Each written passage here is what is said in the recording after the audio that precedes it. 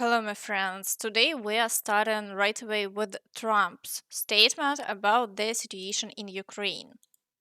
So, a big part of the problem was Russia for many, many years, long before Putin said you could never have NATO uh, involved with Ukraine. Now, they've said that that's been like written in stone. And somewhere along the line, Biden said, no, they should be able to join NATO. Well, then Russia has somebody right on their doorstep, and I could understand their feeling about that. But there were a lot of mistakes made in that negotiation. And when I heard the way that Biden was negotiating, I said, you're going to end up in a war. And it turned out to be a very bad war. And it could escalate. That war could escalate to be much worse than it is right now. They can never join NATO. Well, my view is that it was always understood. In fact, I believe that they had a deal and then Biden broke it. They had a deal which would have been a satisfactory deal to Ukraine and everybody else, but that Biden said, no, you have to be able to join NATO. So, Friends, I think Trump stated the obvious. If there hadn't been talks of joining NATO, the war wouldn't have started. That's precisely how Trump wants to end this war. Clearly, he blames Biden for what happened. This means Trump will likely oppose Ukraine joining NATO, especially in the long term. Perhaps under such terms, Putin might be willing to end this war. However, with a 95% probability, the occupied territories will remain under Russian control. This is why Russia is urgently advancing today and exhausting massive resources without stopping. Interestingly, under the video of Trump's statement, there is a very thought provoking comment. Trump is right. Russia has long opposed NATO expansion near its borders, and the US broke multiple promises after the Cold War. 1990. Secretary of the State James Baker to Gorbachev. There would be no extension of NATO's jurisdiction for forces of NATO 1 inch to the east. 1991. UK PM John Major to Gorbachev. Nothing of the sort will happen. 1993, US diplomat Stroop Talbot admitted NATO expansion contradicted prior assurance. Despite this, NATO expanded eastward, fueling tensions. Ignoring history leads to disaster. Friends, as you can see, this sounds quite odd, but in essence, both Trump and this comment validate Putin's words. Putin has accused NATO of taking Ukraine into the fold, thereby expanding its borders, which they supposedly weren't supposed to. This, according to him, was the reason for invading Ukraine. Consequently, Trump's statement appears to side with Putin.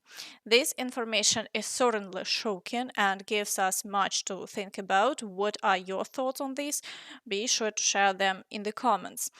Trump also mentioned that he is aware of Putin's willingness to engage in talks with him, but considers it unacceptable until he is back in the White Office. All calls with Putin, according to Trump, will happen after his inauguration. Interestingly, Trump no longer claims he can end the war in a single day. Now he predicts it will take 6 months. I hope it can be done in 6 months, said the elect president of the United States. Now let's move on to the situation on the front line, starting today with the Kursk direction. There is good news here.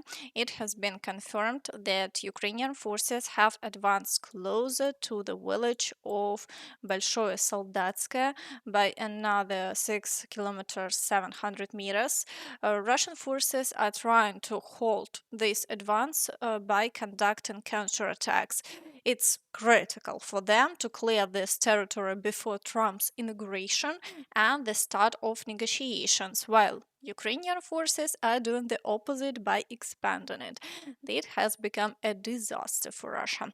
Over the past day, a record 94 assaults were reported from the Russian side in this area.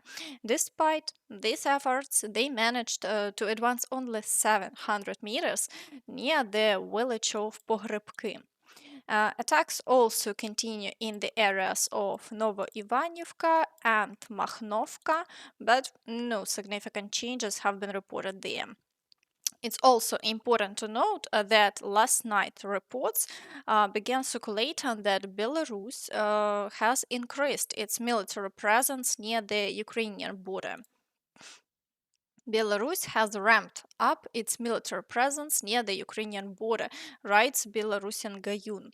Units of the Belarusian ground forces have been deployed to the Stolin, Lekhlitsky, Mozyr, and Gomel districts. These areas are as close as possible to the Chernihiv region border. Ukrainian officials, of course, denied this information. However, many might remember how it was previously denied that Russian forces would re enter the Kharkiv region. Yet they did. Therefore, it's not out of the question that, given the activity in the Kursk direction, Russian forces might attempt to cross into Ukrainian territory through the Chernihiv region. For now, we await confirmation of these reports. In the Kharkiv direction, shelling continues without any offensive actions, while in Vovchansk, fighting persists, but Ukrainian forces are repelling all attacks and there are no changes in the situation. In the Kupiansk direction, assaults are currently being recorded only in the area of Petropavlivka, but no advancements have been made by the Russians over the past day. In the Borova direction, the Russians are attempting to break through to Boguslavka, assaulting Pershetravneva, and advancing from Raihorodka. However, they have had no success here either, as Ukrainian forces managed to repel all attacks. Further south, fighting is ongoing near the village of Makiyevka, but for now, the front line remains unchanged. In the Lyman direction, the Russians are assaulting Zarichne, Yampolivka, and attempting to break through near the village of Terne. Despite managing to advance past Ivanivka, no further progress has been recorded so far, and Ukrainian forces continue to repel the attacks. In the Siversk direction, the Russians are assaulting Bilohorivka and conducting shelling, but no new advancements have been recorded over the past day. In the Chasiv Yar direction, Russian forces continue their active assaults due to minor successes in this area. They have managed to breach the northern part of the city and are now attempting to push into the southern areas. Additionally, they are assaulting Stupachki to advance further to encircle Zemlyanka and Shevchenko. Attempts to break through to Bilohora to strengthen the extended flank persist, but no significant changes have been reported over the past day. Ukrainian forces describe the situation as follows. The news from Chasiv Yar is not very encouraging. The Russians have once again entered the refractory plant and seized parts of the residential areas in the north and west of the city.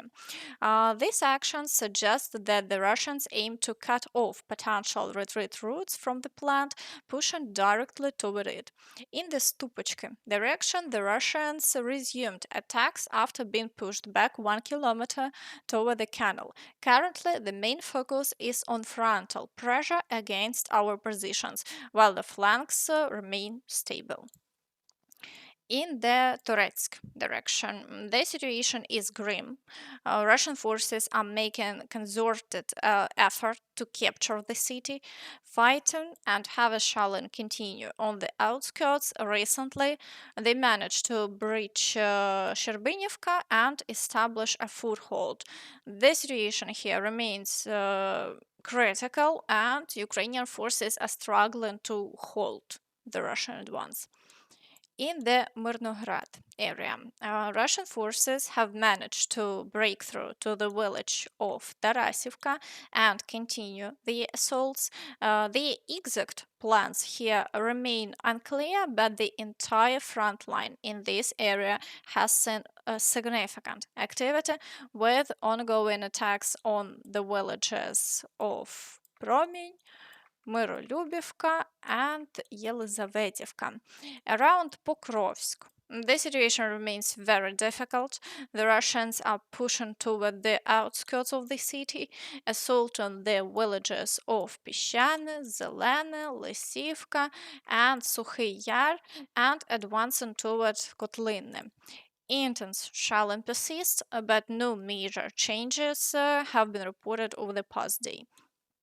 In the Kurakhove direction, Russian forces have achieved new successes. They have captured Petropavlivka and Kurakhivska TPP and are continuing assaults on the villages of Zaporizhzhia and Yasenove, while advancing toward Andriivka and Slovyanka, which is now nearly encircled. They're also attacking Zarichne and pushing from the village of Konstantinopolske toward Constantinople itself. As previously mentioned, Russian forces are nearing their endgame in this area. Today, they are stretching the front line toward Andriivka from two sides to encircle Ukrainian forces. Once this is achieved, the front line will essentially align, which presents a very troubling scenario. In the direction of Velyke Novosilka, the Russians are currently limiting the actions to shelling, with no new assault operations reported. They continue to amass reserves.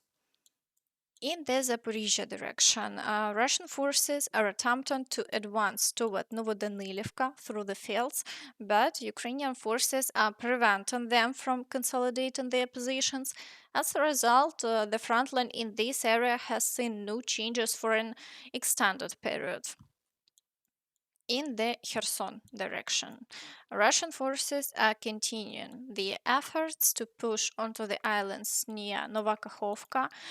They are also attempting to establish positions on the islands of Zabich, closer to the right bank of the Dnipro River. So far, Ukrainian forces have been successful in repelling the advances.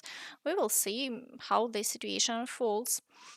And that's all from me. So please don't forget to like this video, subscribe to the channel, and hit the notification bell to stay updated on all the latest news.